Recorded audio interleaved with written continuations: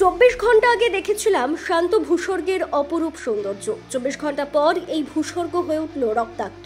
একদিন আগে যেখানে ঘুরে বেরিয়েছি সেখানেই আতঙ্ক যেন গ্রাস করছে। গতকাল বিকেলে কাশ্মীর থেকে নিজের বাড়ি ফিরেছেন ছাতনার ঝাটিপাহাড়ি এলাকার এক দম্পতি। বাড়ি ফেরা এক প্রকার অনিশ্চিত ছিল তাদের, তবে ভগবানের অশেষ কৃপায় বাড়ি ফিরতে পেরেছেন তারা। স্ত্রীকে নিয়ে গেছিলেন কাশ্মীর ঘুরতে, আর যাওয়ার ইচ্ছে নেই তাদের। হাড় হিম করা কাশ্মীরের সেই অভিজ্ঞতা আমাদের জানালে ঝাটিপাহাড় এলাকার বাসিন্দা তপন রক্ষিত। কাশ্মীর গেছিলেন ঘুরতে? হ্যাঁ, আমরা কাশ্মীর সবাই বলে ভূস্বর্গ দেখার মতো জায়গা, সেই ভেবে আমরা কাশ্মীর বেরিয়েছিলাম। তো কাশ্মীর ভালোই ঘুরলাম, পহেলগাঁও ছিলাম, বেশ আনন্দে কাটালাম। পহেলগাঁওয়ের যে সমস্ত স্পটগুলো সবগুলো কমপ্লিট করলাম। একদিন গেলাম আরও ভ্যালি, চন্দনবাড়ি। হ্যাঁ, পহেলগাঁও থেকে যেতে হয় বৈষ্ণবী ভ্যালি। বৈষ্ণবী ভ্যালি আমরা গেলাম না, পাহাড়ে উঠতে হয়, যেখানে ঘটনাটা ঘটেছিল। হ্যাঁ, সেদিন খুব আনন্দ করলাম, এনজয় করলাম। তখনও পর্যন্ত ভাবতে পারিনি যে দুদিন পরে 24 ঘন্টা পরে এরকম রক্তাক্ত হয়ে যাবে বৈষ্ণবী ভ্যালি। হ্যাঁ, পহেলগাঁও সবাই সব পর্যটকে আনন্দ করেছে, যে যার জায়গায় রাতের বেলায় ফিরে গেছে। 24 ঘন্টা পরে এই খবর। তখন যে যা উর্ধ্বশ্বাসে সব হোটেলে দিকে ফিরে আসছে। কেউ বলছে না এইরকম ঘটনা ঘটে গেছে, আর যাবো না, কী করে বাড়ি ফিরবো সেই তারা।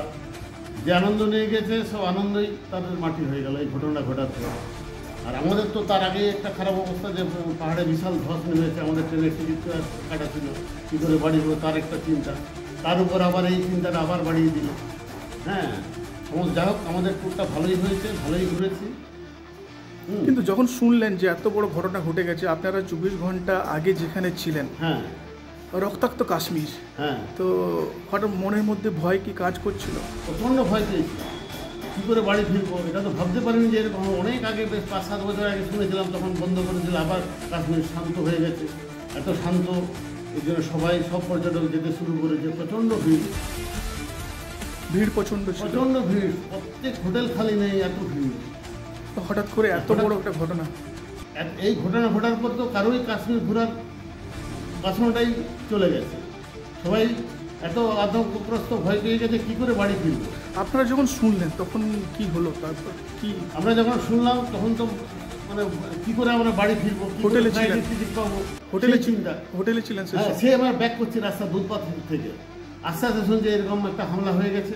বাস তখন থেকে তো আমার ভয় আরও বেড়ে গেল। সেই রাতটা কোনো রকম, তারপরের দিন আমরা হোটেলে যেন কোথাও বেরোয়নি। হ্যাঁ, চারিদিকে পুলিশ